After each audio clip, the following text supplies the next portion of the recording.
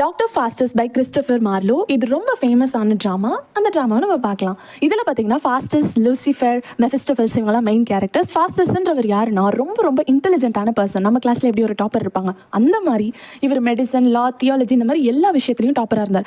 But அவருக்கு அது எல்லாமே போர் அடிச்சிருச்சு. என்னடா எல்லாத்தையும் படிச்சு அப்படின்னு சொல்லிட்டு ஒரு மேஜிக் கற்றுக்கலாம் அப்படின்னு யோசிக்கிறப்ப பிளாக் மேஜிக் படிக்கணும் அப்படின்னு ஆசைப்படுறாரு. அந்த நேரத்தில் இது ஆக்சுவலாக தப்பு.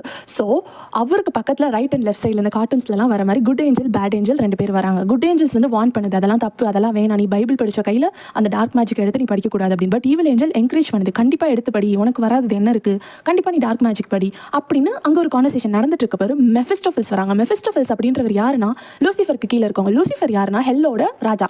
நமக்கு எப்படி எமன் சொல்லுவோம் அந்த மாதிரி ஹெல்லோட ராஜா வந்து லூசிஃபர். லூசிஃபருக்கு கீழே வேலை பார்க்குறது இந்த மெஃபிஸ்டோஃபெல்ஸ். மெஃபிஸ்டோஃபெல்ஸ் என்ன சொல்லுதுன்னா, நான் உனக்கு டார்க் மேஜிக் கற்று தரேன், நீ கண்டிப்பாக வந்து ஜாயின் பண்ணிக்கோ. பட் ஒரு அக்ரிமெண்ட். என்ன அக்ரிமெண்ட் அப்படின்னா 24 இயர்ஸுக்கு ஒரு அக்ரிமெண்ட்டில் சைன் பண்ணாதான் உனக்கு இந்த மேஜிக்லாம் கற்றுக் கொடுப்போம் அப்படின்னு சொல்கிறாங்க.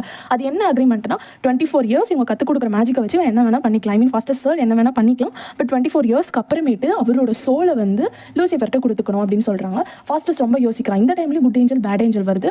குட் ஏஞ்சல் எப்பயும் போல வார்ன் பண்ணுது, பட் பேட் ஏஞ்சல் சப்போர்ட் பண்ணுது. 24 இயர்ஸ்க்கு அப்புறம் தானே, அது அப்புறம் பார்த்துக்கலாம், நீ இப்போ சைன் போடு அப்படின்னு சொல்லிட்டு ரொம்ப இன்ஃப்ளூயன்ஸ் பண்ணுது. அந்த இன்ஃப்ளூயன்ஸ்னால நம்மளோட ஃபாஸ்டஸ்ட் வந்து அந்த சைன் போட்டுறாரு. சைன் போட்டதுக்கு அப்புறமேட்டு ரொம்ப ரொம்ப என்ஜாய் பண்ணுறாரு லைஃப்பை.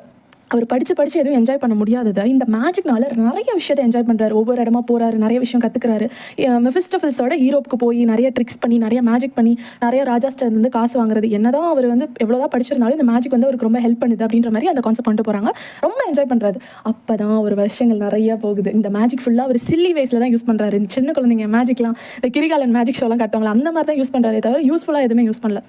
லேட்டர் அந்த 24 வருஷம் முடிஞ்சிருது. 24 வருஷம் முடிஞ்சதுக்கப்புறம் இப்போ இவர் வந்து தன்னோட உயிரை, தன்னோட சோலை வந்து லூசிஃபர்ட்ட சரண்டர் பண்ணும். இவருக்கு ரொம்ப கஷ்டமாக இருக்குது. அந்த மிட் நைட்லலாம் ரொம்ப யோசிக்கிறாரு. ஐயோ நம்ம தப்பு பண்ணிட்டோம், அப்போவே சொன்னாங்களே, நம்ம இப்படி பண்ணியிருக்க கூடாதுன்னு சொல்லி ரொம்ப ஃபீல் பண்ணுறாரு. ஆனால் இப்போ அவரால் எதுவுமே பண்ண முடியாது. ஏன்னா அந்த கான்ட்ராக்ட் அவர் ஓன் பிளட்னால சைன் போட்டிருக்காரு. ஸோ எதுவுமே பண்ண முடியாது. மிட் நைட்லேயே இவர் ரொம்ப யோசிச்சு ஒரு ஸ்பீச் கொடுக்குறாரு. அந்த ஸ்பீச்சில் என்ன சொல்கிறாருன்னா, ரொம்ப பயமாக இருக்குது, எனக்கு கடவுள்கிட்ட ஹெல்ப் கேட்கணும் போல இருக்குது, ஆனால் கடவுள் எனக்கு ஹெல்ப் பண்ண மாட்டார். ஏன்னா கடவுளை மீறி தானே இவர் சைன் போட்டிருக்காரு, அதனால கடவுள் ஹெல்ப் பண்ண மாட்டார். ரொம்ப அழுகுறாரு, ரொம்ப பயப்படுறாரு. மிட் நைட் டைம் ஆகுது. மிட் நைட் வந்ததுக்கு அப்புறமேட்டு டெவில்ஸ் எல்லாமே வருது. டெவில்ஸ் அந்த நம்ம லூசிஃபருக்கு கீழே வேலை பார்க்குறவங்க எல்லாருமே வந்து நம்மளோட ஃபாஸ்டஸ்ட் தூக்கிட்டு போயிடுறாங்க டெவிலுக்கு, ஐ மீன் ஹெவலுக்கு கூட்டிகிட்டு போயிடுறாங்க. அதோட இந்த ட்ராமா முடியுது. இதில் இருந்து நம்ம என்ன கற்றுக்கணும்னா, ரொம்ப பேஷண்ட்டாக இருக்கணும், பொறுமையாக இருக்கணும். என்ன தான் மேஜிக்காக இருந்தாலும் நம்ம அதை கற்றுக்கிறதுக்காக நம்ம ஹோல் வாழ்க்கையும் கொடுத்துடக்கூடாது அப்படின்னு சொல்லிட்டு இவர் எவ்வளோ ஒரு ப்ரில்லியண்ட்டாக இருந்தாலும் இப்படி ஒரு தப்பை பண்ணியிருக்காரு அப்படின்னு சொல்லி நமக்கு புரிய வைக்கிறாங்க. அவ்வளோதான். தேங்க்யூ, பாய்.